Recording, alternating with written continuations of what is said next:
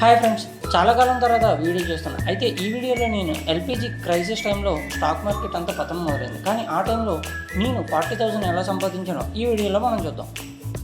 అయితే March starting అనుకుంటా all over కంట్రీలో ఎల్పిజి సిలిండర్ క్రైసిస్ అన్నది స్టార్ట్ అయింది.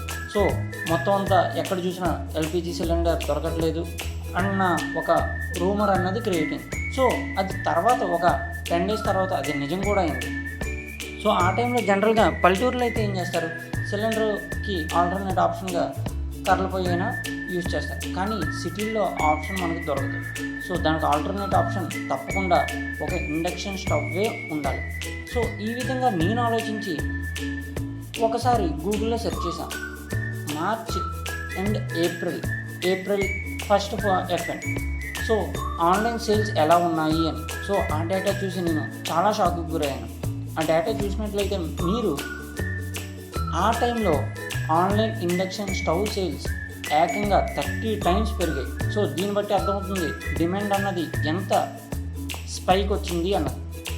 సో వెంటనే ఈ ఇండక్షన్ స్టవ్లు ఏ కంపెనీలు తయారు చేస్తున్నాయని ఒకసారి గూగుల్లో సెర్చ్ చేశాను. ఆ తర్వాత నాకు తెలిసింది ఏంటంటే TTK prestige, stove craft, butterfly కంపెనీలు నాకు కనిపించాయి.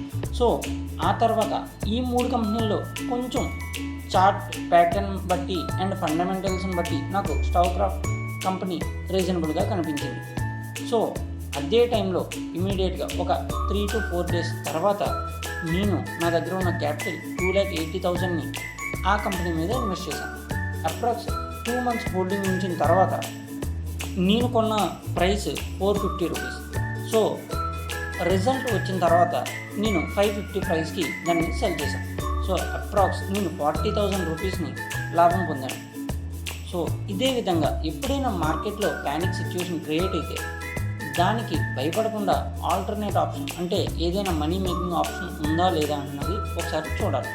సో ఈ విధంగా చూసినట్లయితే నేను ఒక 2 monthsలోనే 40,000 సంపాదించగలిగాను. అలాగే ప్రజెంట్ నా స్వింగ్ ట్రేడింగ్ అకౌంట్లో 3 స్టాక్స్ ఉన్నాయి. అవి ఏ స్టాక్సో మనం నెక్స్ట్ వీడియోలో చూద్దాం.